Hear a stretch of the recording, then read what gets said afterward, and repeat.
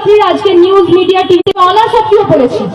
Sir এরকম নয়, আমরা লাহেকালির একাধিক ভিডিও দেখছি যে পুলিশের পাশে দাঁড়িয়ে পুলিশের সঙ্গে একই রকম ভাবে বলছে যে আপনারা আইনকে নিজের হাতে তুলে নেবেন না, আপনারা শান্ত হন। সেই ভিডিওগুলো রয়েছে। লাহেকালি প্রতিবাদীদের মধ্যে একজন ছিল। লাহেকালির নামে আমরা দেখলাম রিপাবলিক বাংলার মতো নিউজ চ্যানেলগুলো কিরকম ভাবে ঘৃণা ছড়ালো, কিরকম ভাবে লাহেকালিকে বিভিন্ন রকম ভাবে নোংরা কথা বলে, কটু কথা বলে তাকে দেশদ্রোহী বানানোর চেষ্টা করলো। এবং রিপাবলিক বাংলার মতো চ্যানেল এবং বিজেপি সরকারকে খুশি করতে পুলিশ প্রশাসন গিয়ে লাহেকালিকে এতগুলো মামলা দিয়ে জেলে তুলে নিয়ে গেল। যারা প্রতিবাদী ছিল তাদেরকে জেলে তুলে নিয়ে যাচ্ছে। আর মুখ্যমন্ত্রী শুভেন্দু অধিকারী কি করলেন? মুখ্যমন্ত্রী শুভেন্দু অধিকারী সেই অঞ্চলে গেলেন, বারুইপুরে গেলেন। বারুইপুরে গিয়ে একই সাথে নির্যাতিতা মেয়েটার বাড়িতেও গেলেন। আবার যে অভিযুক্ত, যে মব লিঞ্চিং এ খুন হয়েছে কিন্তু সে অভিযুক্ত সেই ঘটনায় এখনো বিচারাধীন, তার বাড়ি গেলেন এবং তার বাড়ি গিয়ে বললেন যে না, অভিযুক্ত নয়, ওকে এমনি পিটিয়ে মেরে ফেলা হয়েছে। আচ্ছা, উনি কি করে জানলেন? উনি তো মুখ্যমন্ত্রী, উনি তো পুলিশ হিসেবে তদন্ত করছিলেন না। পুলিশ কি এখনো তদন্ত করে বলে দিয়েছেন যে ওই লোকটি, ওই ব্যক্তিটি যুক্ত ছিল না কাজে? গ্রামবাসী সিসিটিভি ফুটেজ দেখে সমস্ত ঘটনা জেনে গ্রামবাসী জানতো যে ওই লোকটি অভিযুক্ত। মুখ্যমন্ত্রী শুভেন্দু অধিকারী সেই অভিযুক্তর বাড়ি গিয়ে তার বাড়িতে গিয়ে যেমন ক্ষতিপূরণ দিলেন, ঠিক একই রকম ভাবে তার ভাইকে একটা চাকরি দিলেন। তাহলে মুখ্যমন্ত্রী শুভেন্দু অধিকারী কি বলার চেষ্টা করছেন?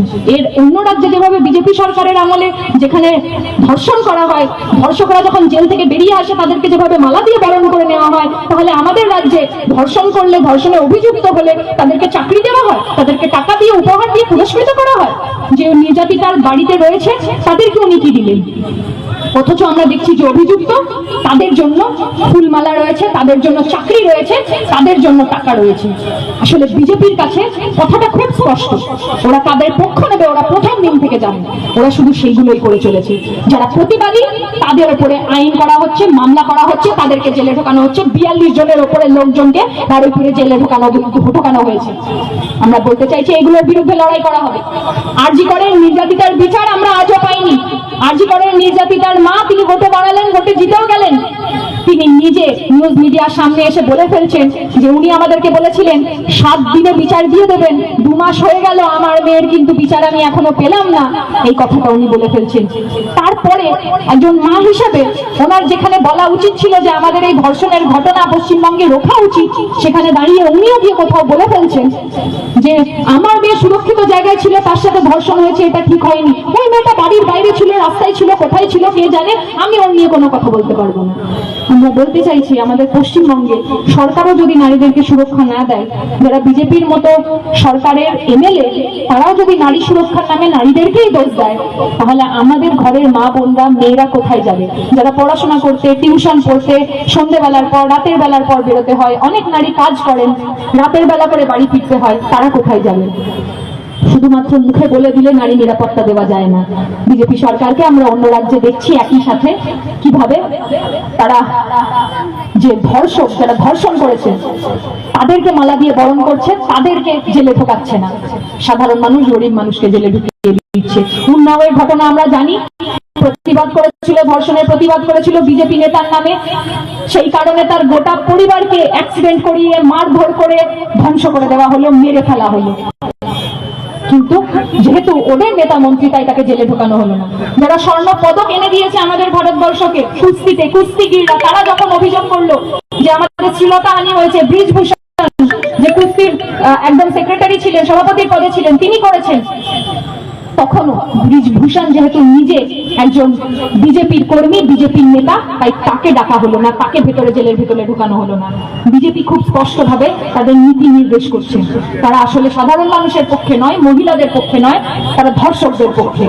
এবং পশ্চিমবঙ্গেও সেই কালচার বিজেপি নিয়ে আসছে, সেটার বিরুদ্ধে আমাদেরকে লড়াই করতে হবে। এই বিজেপি সরকার বলেছিল তো তারা অন্নপূর্ণা ভান্ডার দেবে, মা বোনদেরকে আরো শক্তিশালী করবে, লক্ষ্মীর ভান্ডার যারা পেত সেই লক্ষ্মীর ভান্ডার বাড়িয়ে দেবে। কিন্তু সেই অন্নপূর্ণা ভান্ডারের আমরা কি দেখতে পাচ্ছি? এমন বড় ফর্ম ফিল আপ করার জন্য নিয়ে আসা হচ্ছে যে সাধারণ মানুষ ফর্ম ফিল আপ করতে গিয়ে নাজেহাল হচ্ছে। যুব শক্তি বলছে, যুব শক্তির ফর্ম ফিল আপ করতে গিয়ে এমন অবস্থা, এমন কিছু জিজ্ঞাসা করছে যে যেগুলো হয়তো যারা বেকার তারাও হচ্ছে যে ফর্ম ফিল আপ করে পুরোটা জমা দিয়ে হচ্ছে যে তারাও মনে করছে যে আমরা হয়তো আর যুব শক্তিটা পাবো না। এই সরকার না দিতে পারছে চাকরি, না দিতে পারছে অন্নপূর্ণা ভান্ডার, না দিতে পারছে ঠিক করে যুব শক্তি।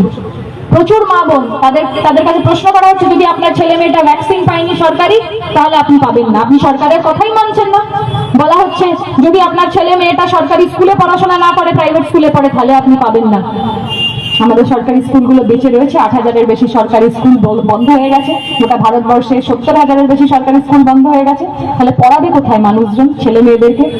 ঠিক একই রকম ভাবে বলা হচ্ছে যদি SIR-এ তোমার নামটা কাটা গেছে, তাহলে তুমি SIR-এ তুমি বাপু অন্নপূর্ণা ভান্ডারটা আর পাবে না, তুমি যাও, তুমি গিয়ে CA-তে অ্যাপ্লাই করো, তারপরে আমরা দেখবো তোমাকে অন্নপূর্ণা ভান্ডারটা দেওয়া যায় কি যায় না। কেন সে CA-তে অ্যাপ্লাই করবে? সে ভারতবর্ষের নাগরিক, তার এতগুলো পিঁড়ি ভারতবর্ষে রয়েছে, আমাদের পূর্বপুরুষরা স্বাধীনতা সংগ্রামে লড়াই করেছে, সেখানে দাঁড়িয়ে তারা কেন বন্ধ করবে? কিন্তু তারপরেও দাঁড়িয়ে বিজেপি সরকার SIR নিয়ে একটিও কথা বলছে না, উল্টে আমাদের ধর্মীয় উস্কানিমূলক ভেদ করার জন্য, ভাগ করার জন্য বিভিন্ন নীতি নিয়ে আসছে। আমরা দেখতে পেলাম বিজেপি সরকার সাথে সাথে ক্ষমতায় আসার পর কিভাবে ধর্মীয় অনুষ্ঠান নিয়ে তারা মন্তব্য করতে শুরু করলেন। কুরবানির মতো একটা অনুষ্ঠান, যাতে সেটা ধর্মীয় অনুষ্ঠান ঠিকভাবে পালন না করা যায়, সেটার বিরুদ্ধে একাধিক আইন নিয়ে আসলেন, একাধিক এমন কথা বললেন যেটার জন্য এমন একটা পরিস্থিতি তৈরি হলো যে ছোট্ট একটা কিছু ঘটনা ঘটলেই দাঙ্গার পরিস্থিতি পশ্চিমবঙ্গে তৈরি হয়ে যাবে। আমরা বলতে চাইছি সেটার বিরুদ্ধে পশ্চিমবঙ্গের মানুষ প্রত্যেকে দায়িত্ব নিয়েছিলেন এবং সেই দাঙ্গার পরিস্থিতি তৈরি হতে দেননি। সেটার জন্য তাদের সকলকে লাল সালাম, তারা লড়াই করেছিলেন, বিজেপির যে ষড়যন্ত্র ছিল সেগুলোকে ভেস্তে দিয়েছিলেন। ঠিক একই রকম ভাবে আমাদের কলকাতায় যে রেড রোডে নামাজ পড়া হতো, সেই নামাজ পড়াটাকে তারা সেখানে বাতিল করে দিলেন, বাতিল করে দিয়ে সেটাকে ব্রিগেডের ময়দানে নিয়ে গেলেন। সেখানে বর্ষার দিনে কি হবে সেটা নিয়ে তারা মাথা ঘামালেন না। তারপরে আমরা কি দেখতে পাচ্ছি, প্রচুর মানুষ সেখানে দায়িত্ব নিলেন, বললেন যে ঠিক আছে, কোনো সাধারণ মানুষের অসুবিধা করে, সরকারের অসুবিধা করে আমরা ওখানে নামাজ পড়বো না, যেখানে জায়গা বলা হয়েছে আমরা সেখানে নামাজ পড়বো। ঠিক 1 মাসের মধ্যে আমরা কি দেখছি, যোগা ডে পালন করার জন্য সেই একই রেড রোডের জায়গা 7 দিন ধরে আটকে রাখা হলো। যখন সাংবাদিকরা, যখন সাধারণ মানুষ সেখানে সরকারকে প্রশ্ন করতে যাচ্ছেন, তখন দিলীপ ঘোষের মতো লোকজন বলছে, যারা বিজেপির বড় বড় পদে রয়েছেন, নেতা রয়েছেন, তারা বলছেন যে এটা সরকারি একটা কাজ, আমাদের যা ইচ্ছা হবে আমরা তাই করবো, এতই যদি সমস্যা হচ্ছে তাহলে অন্য দেশে চলে যাও, পাকিস্তানে চলে যাও, কিসের এত কথা? আমরা বলতে চাইছি এই মানুষগুলোকে চিড়ে রাখুন, যারা আমাদের পশ্চিমবঙ্গকে ভাগ করতে চাইছে, যারা ধর্মের ভিত্তিতে মানুষের অধিকার কেড়ে নিতে চাইছে। সরকার যখন মানুষের অসুবিধা করে, সেটা নিয়ে সাধারণ মানুষ কথা বললে তাদের গায়ে লাগে, তাদের অসুবিধা হয়। ঠিক একই রকম ভাবে 7 দিন ধরে সেই রাস্তা আটকে রাখা হলো। যখন বারুইপুরের ঘটনা ঘটেছে, তখন একই সাথে মালদায় তার পরের দিন ঘটনা ঘটেছে। আমাদের গোটা ভারতবর্ষ জুড়ে প্রতিদিন প্রতি 16 মিনিটে একটা করে ধর্ষণ হচ্ছে এবং সারা দিনে প্রায় 91টা ধর্ষণ হচ্ছে। সেখানে দাঁড়িয়ে একাধিক জায়গায় বিজেপি সরকার রয়েছে, তারা নারী সুরক্ষার কথা না মাথায় রেখে ধর্ষকদের সুরক্ষার কথা মাথায় রাখছে, ধর্ষকদের জন্য কাজ করছে। আমরা বলতে চাইছি বেটি বাড়াও, বেটি পড়াও, দেশ কো আগে বাড়াও, এমনি হবে না। আসলে এই বেটিদেরকে এরা বাঁচাতে চায় না, এদের বিরুদ্ধে ঐক্যবদ্ধভাবে লড়াই করতে হবে।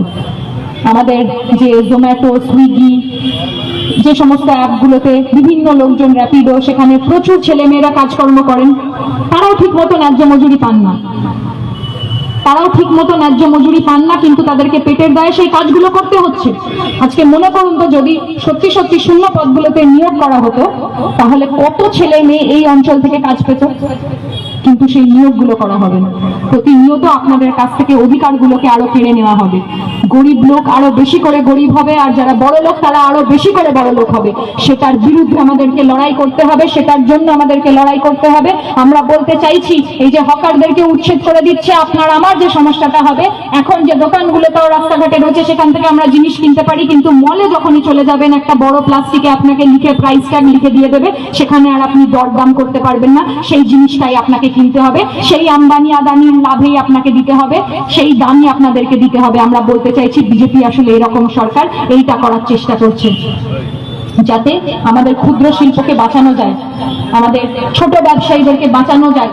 সেটার জন্য আমরা লড়াই করছি, সেটার জন্য আমরা বলছি গরিব খেটে খাওয়া মানুষের জন্য লড়াই করছি। আর যারা বলে আন্দোলন করে কি হবে, দুটো মিছিল করে কি হবে, দুটো সভা করে কি হবে, তাদের মুখের ওপর এটাই বলার যে আন্দোলন করার দরুন বহু জায়গায় হকার উচ্ছেদ আটকে দেওয়া গেছে, অক্টোবর অবধি সেই জায়গাগুলোতে হকার উচ্ছেদ করা হবে না, এবং একই সাথে সেখানে পুনর্বাসনের দাবি সেটা আরো বেশি জোরালো হয়েছে। সরকারের দায়িত্ব তাদের প্রত্যেককে পুনর্বাসন দেওয়ার। যেখানে তারা বলছে বেআইনি ভাবে হকার বসতে পারবে না, সেখানে আগে তাদের জন্য নতুন করে হকার মার্কেট খোলা হবে, তারপরে গিয়ে তাদের সেই দোকানগুলো ভাঙা হবে। সরকারের দায়িত্ব তাদেরকে নতুন করে পুনর্বাসন দেওয়ার, সেটার জন্য লড়াই হবে। আসলে লড়াই করে এইভাবেই দাবি ছিনিয়ে আনা সম্ভব। যেই কারণে আগামী 22 তারিখ ওই 29,000 পদ যে সরকারের নয়, সেটা সাধারণ মানুষের, গরিব খেটে খাওয়া মানুষের ছেলেমেয়েরা সেখানে কাজ পাবে, চাকরি পাবে, সেটার জন্য লড়াই করতে যাওয়া হবে। আমরা বলতে চাইছি যেভাবে ধীরে ধীরে আমাদেরকে ভাগ করে দেওয়া হচ্ছে, আমাদের আগে যে চায়ের দোকান, পাড়ার আড্ডাগুলো ছিল, সেগুলোতে ধীরে ধীরে বিষ ঢুকিয়ে দেওয়া হচ্ছে, ধর্ম, ভাষা, জাতি ঢুকিয়ে দেওয়া হচ্ছে, সেগুলোর বিরুদ্ধে লড়াই করতে হবে। আমরা বহু ক্ষেত্রে এখন আর বাইরে বেরোই না, পাশাপাশি বসে থাকলেও, এখানেও পাশাপাশি বসে থাকলে একে অপরের সাথে কথা না বলে ফোন ঘাঁটি। ঠিক একই রকম ভাবে আমাদের বাবা মারা, আমাদের মায়েরা যখন বাড়িতে কোনো কাজ করতেন, আমাদেরকে বলতেন যে যা গিয়ে একটা জিনিস কিনে আন, এই জিনিসটা কিনে আন। আমরা বেরোতাম, আমরা দুজন মানুষের সাথে মিশতাম, আমরা তাদের সমস্যার কথা জানতে পারতাম, আমরা আরো 5টা মানুষের সাথে রাস্তায় দেখা হতো, কথা বলতাম। বর্তমান দিনে আমরা কি করি? বর্তমান দিনে আমরাও ব্লিঙ্কিট করছি, জেপ্টো করছি। তাহলে ওইটুকু জায়গাও আমাদের যে মানুষের সাথে মেশার সুযোগ ছিল, সেটুকুও আমাদের চলে যাচ্ছে। পাড়ার মানুষ, এলাকার মানুষ যে কোনো বিপদের দিনে পাশে দাঁড়ায়, সেই জিনিসগুলো আস্তে আস্তে আস্তে আস্তে আমাদের থেকে দূরে সরে যাচ্ছে। সেটার বিরুদ্ধে আসলে আমাদেরকে লড়াই করতে হবে। আমাদেরকে এরকম একটা শক্তিশালী এলাকা গড়ে তুলতে হবে যেখানে বিজেপি চাইলেও ঘৃণা ছড়াতে পারবে না। ওদের যদি হোয়াটসঅ্যাপ ইউনিভার্সিটি থাকে, তাহলে আমাদের পাল্টা হোয়াটসঅ্যাপ ইউনিভার্সিটি গড়ে তুলতে হবে। ওরা যদি ফেক নিউজ ছড়ায়, তাহলে আমরা আসল সত্যটা দিয়ে ওদের সেই ফেক নিউজ যাতে আটকে দিতে পারি, যাতে আমাদের পশ্চিমবঙ্গে দাঙ্গা না হয়, সেটার জন্য আমাদেরকে লড়াই করতে হবে। আমরা বলতে চাইছি, এই যে ওবিসি সংরক্ষণ তুলে দিয়েছে, ওবিসি সংরক্ষণ তুলে দেওয়ার কারণে বহু জায়গায় নিয়োগ বন্ধ রয়েছে। যে ছেলে মেয়েটা ওবিসি সার্টিফিকেটের কারণে একটা বড় জায়গায় পড়াশোনা করতে পারতো, একটা বড় জায়গায় চাকরি পেতে পারতো, সেই জিনিসটাও তাদের কাছ থেকে কেড়ে নেওয়া হচ্ছে। সংখ্যালঘুদের ওপরে আসলে বিজেপি যে আক্রমণ করে, সেটা আমরা ধীরে ধীরে কেন, সেটা আমরা আগে থেকেই জানতাম। ওয়াকফ সম্পত্তি নিয়ে যখন ওয়াকফ সম্পত্তি বিজেপি নিজে আইন করে, সেই ওয়াকফ বোর্ডের হাত থেকে নিজেদের আইন করে নিজেদের হাতে তুলে নিল, তখন আমরা আন্দোলন করেছিলাম।